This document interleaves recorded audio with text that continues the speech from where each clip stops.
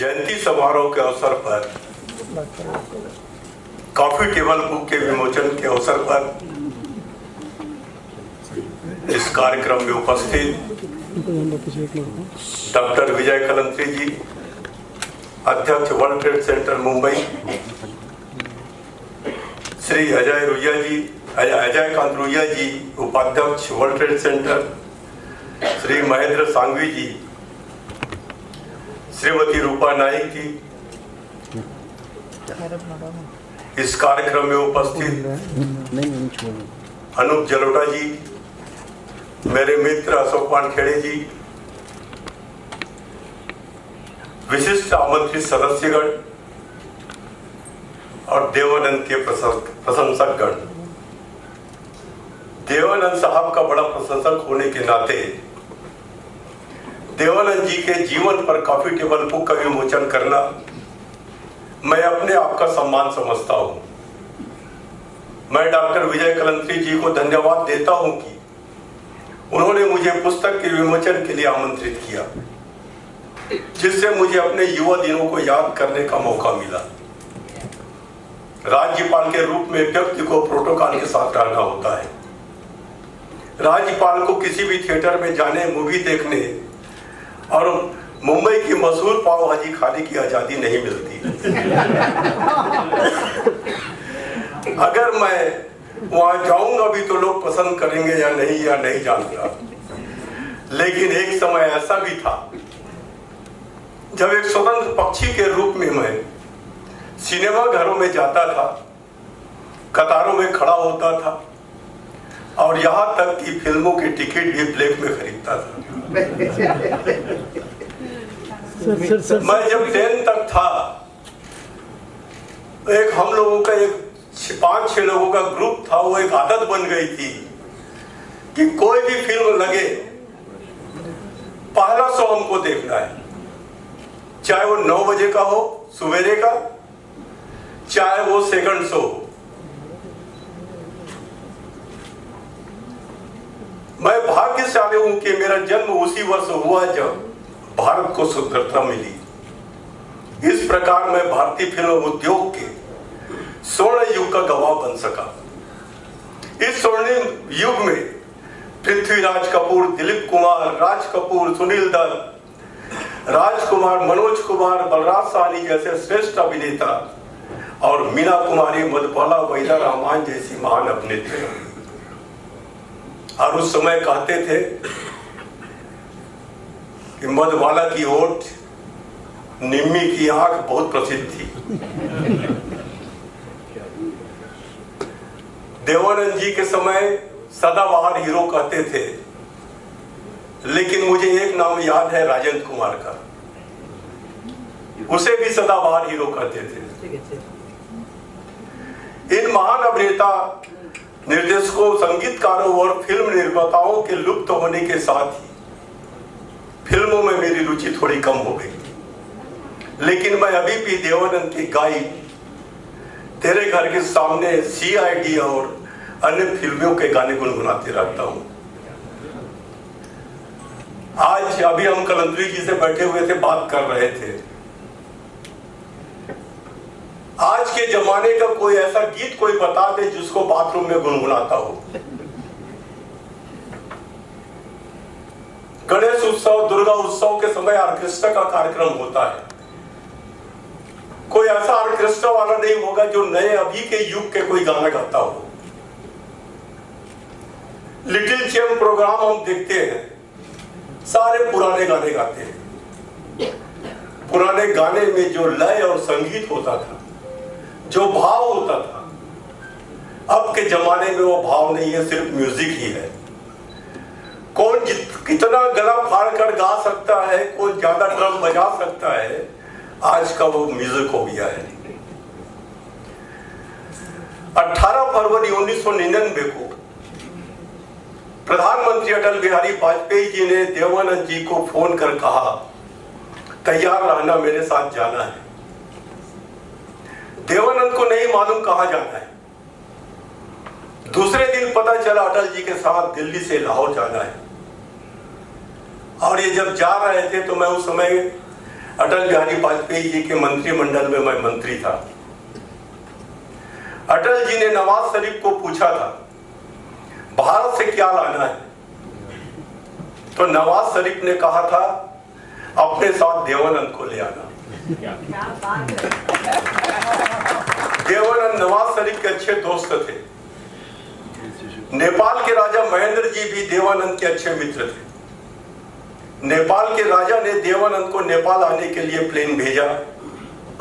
देवानंद जब नेपाल पहुंचे तब राजा उन्हें ऐसे जगह ले गए जहां हिप्पी लोग नशे में थे। हिप्पियों में एक लड़की भी थी। उस दृश्य को देखकर देवानंद ने फिल्म बनाई जिसमें गाना था दम मारो दम। विद्या फिल्म की शूटिंग में एक दृश्य फिल्मा रहे थे। नाव में देवानंद और सुरैया चप्पू चलाते गाना गा रहे थे। अचानक नाव पलट गई। देवानंद ने सुरैया को बचाया। तब सुरैया ने कहा आप नहीं बचाते तो मैं जिंदा नहीं रहती। तब देवानंद जी बोले बाकी जिंदगी मुझे दे दो, और सुरैया से प्यार हो गया। एक घटना है, देवानंद ने सुरैया के लिए एक हीरे की अंगूठी खरीदी, उसे सुरैया को दिए। सुरैया के घर वाले रिश्ते के लिए तैयार नहीं थे। एक दिन सुरैया उस अंगूठी को लेकर जुहू बीच गई, अंगूठी को प्यार से चूमा और अंगूठी को समुद्र में फेंक दिया। उसके बाद देवानंद ने कभी मुड़कर सुरैया की तरफ नहीं देखा।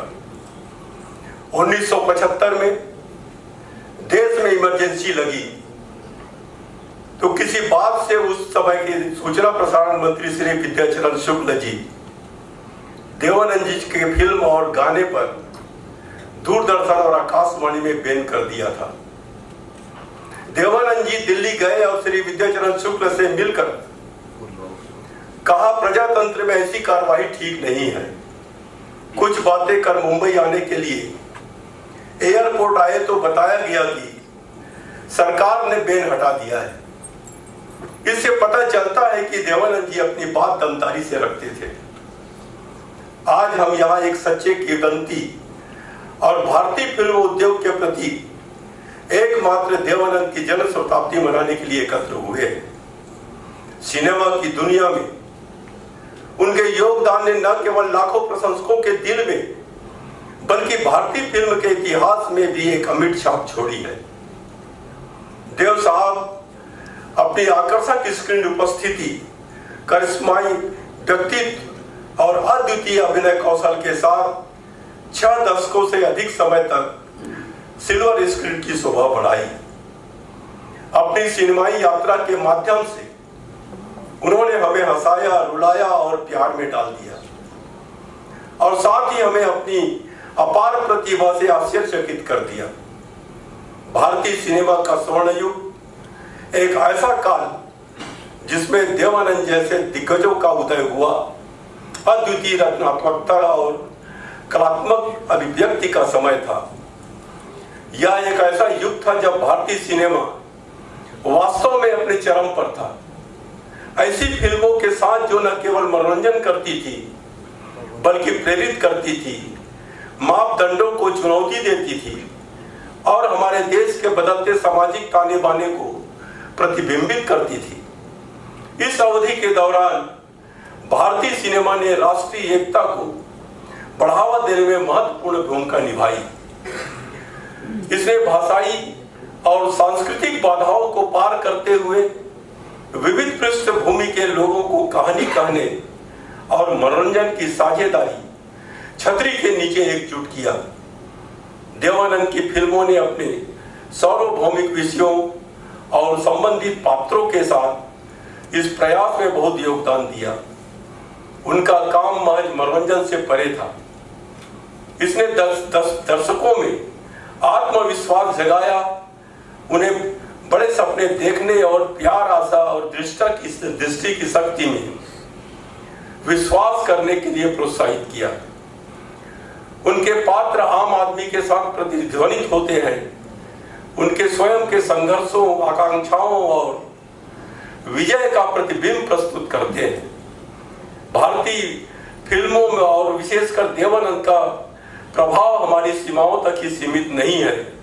उन्होंने दूर दूर तक यात्रा की है और विभिन्न देशों के दर्शकों पर अपनी छाप छोड़ी है। अपनी फिल्मों के माध्यम से देवानंद हमारी संस्कृति, मूल्यों और भावनाओं की समृद्ध टेपेस्ट्री का प्रदर्शन करते हुए भारतीय सिनेमा के वैश्विक राजदूत बन गए। आज इस महत्वपूर्ण अवसर पर हम देवानंद की उनकी 100वीं जयंती पर श्रद्धांजलि अर्पित करते हैं। मैं देवानंद पर एक कॉफी टेबल बुक लाने के लिए आयोजकों का हार्दिक आभार व्यक्त करता हूँ। यह संकलन न केवल उनकी स्थायी विरासत का एक प्रमाण है, बल्कि सिनेमा की दुनिया में उनके द्वारा लाए गए जादू और आकर्षण का एक झरोखा भी है। धन्यवाद और देव साहब की रोशनी हमारे दिलों में हमेशा चमकती रहे। जय हिंद, जय Maharashtra.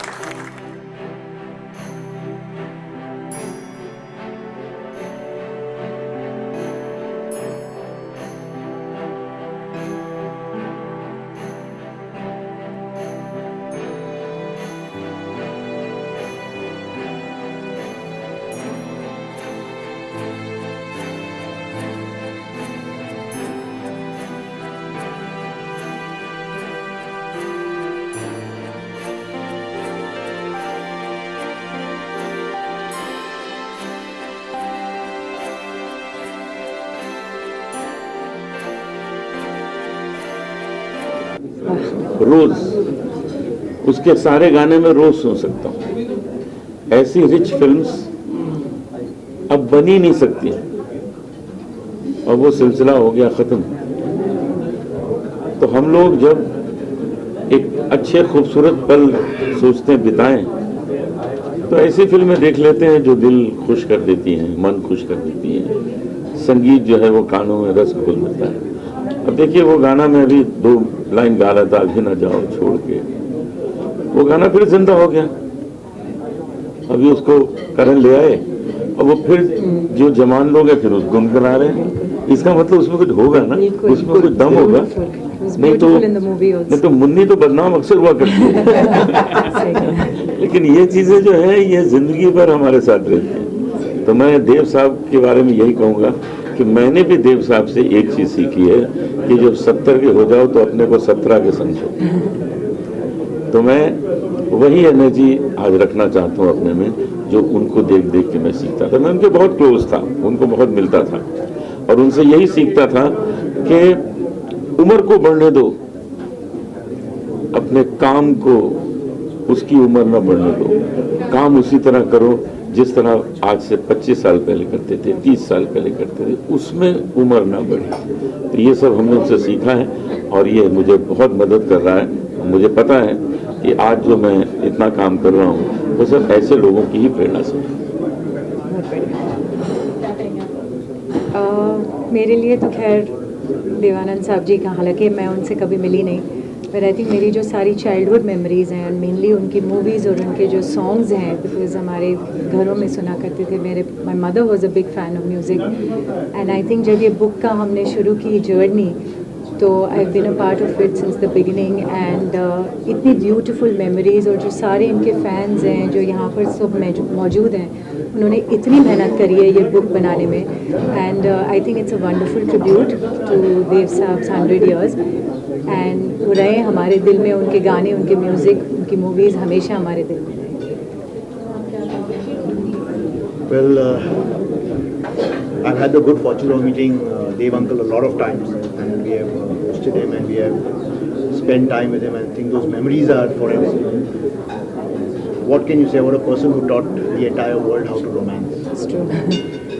He is the person who taught the entire world how to romance. He is the one who taught every person, no matter what the age is, he taught those people to be young.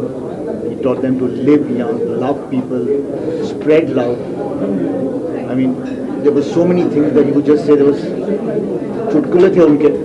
At one point, Tabassum ji asked him once at a function कि ये tension होती रहती है And his simple turnaround to her was, Tabassum यार, जो तुमको tension देता है उसको तुम अटेंशन मत दो, फर्क पड़ता है, जिंदगी जी लो, छोटी है. So nice. And it's always been, I mean, he's always been full of life, he's been full of fun, he's been full of love, and he's just spread that all along wherever he's gone, and that's why he's just evergreen. The only way we can remember him and always pay tribute to him, just carry on his legacy of romance and being young and feeling and living life to the fullest. That's what he did till the last bit that he did.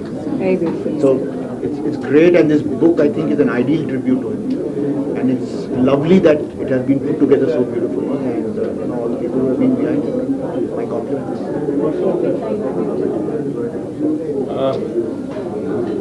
He's a legend. मुझे सिर्फ की film का line था ना, मैं फिक्र को वही में उड़ाता चला गया.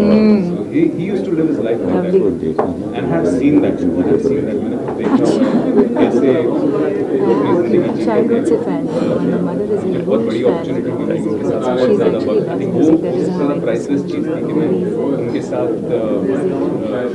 काफ़ी वक्त गुजारा मैंने उस फिल्म के दौरान. After the film also मैं काफ़ी मिला हूँ उनसे,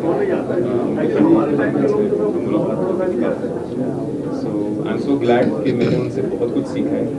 Being a kid that time, बहुत सीखा उनसे, and I'll always cherish those memories जो देव साहब के साथ मैंने.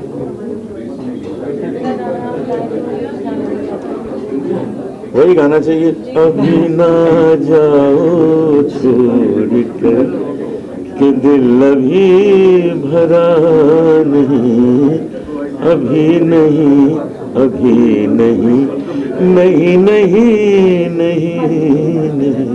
बहुत बढ़िया. अभी वो चेंज करके बोल देना चाहिए, अभी ना जाओ छोड़ के दिल कभी नहीं भरेगा. हाँ, दिल कभी भी भरेगा नहीं. बहुत बढ़िया.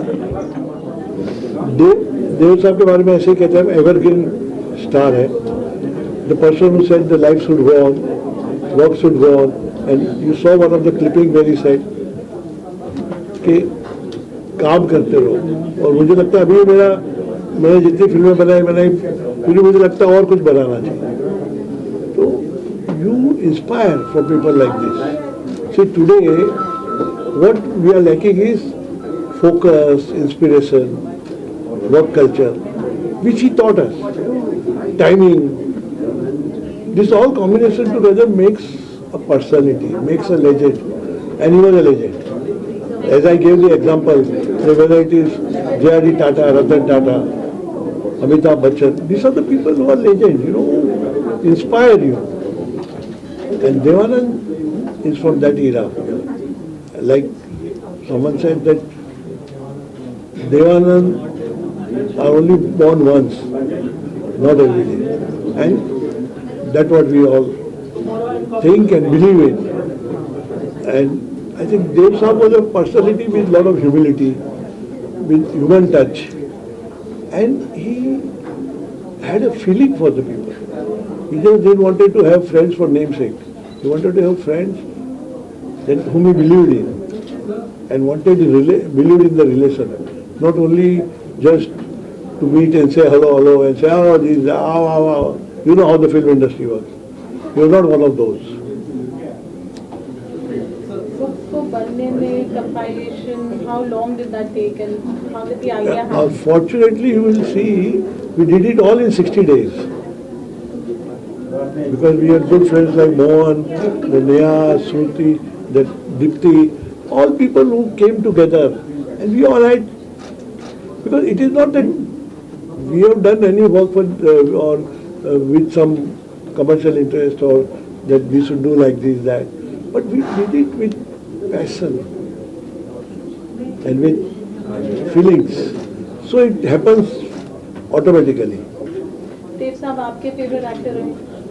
Of course, it goes without saying. See, favorite तो बहुत छोटी बात है, but I am personally touched by him, and I feel that there are rare personality where you get personal touch with the personal feelings. He was one of them. चैतन्य आप कुछ याद करेंगे कि you have the opportunity to work with him and he was tell us about it.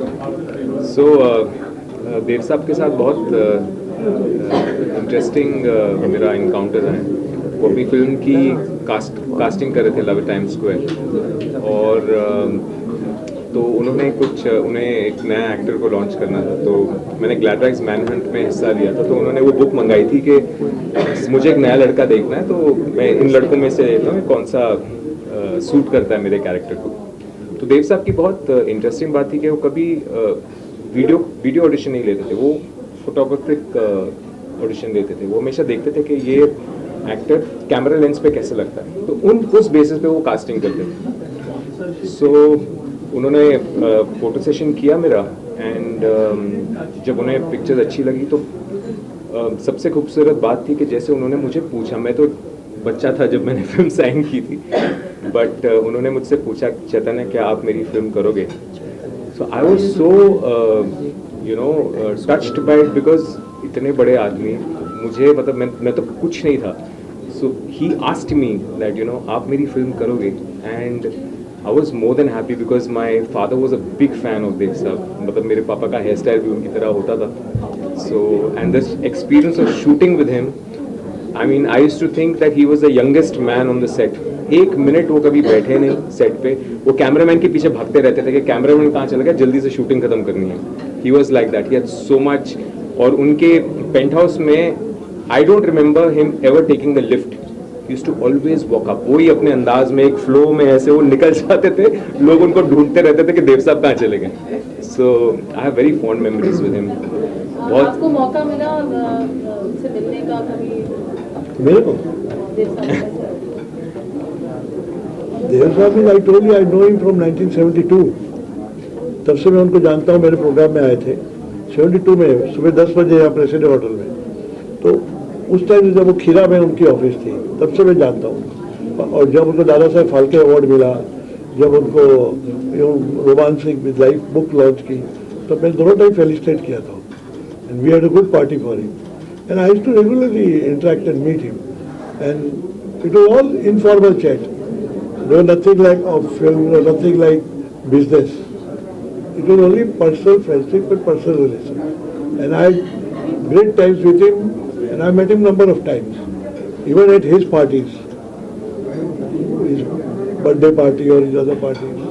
I mean, and I am fortunate that he usually used to not go everywhere and anywhere, but he came for my children's wedding, and many people were surprised at Tough Club twice when he came. They said, "Dev Sahab kaise hai?" Especially the film people, they were more surprised because he does not usually go. He was a family man, personal man. Sir, आपसे Thirani जानना साहब। चाहेंगे, what would you like to say today? Is a big day. We remember him. All I can say is that for me personally, yeah, I started to, associate with Dev Saab as a fan.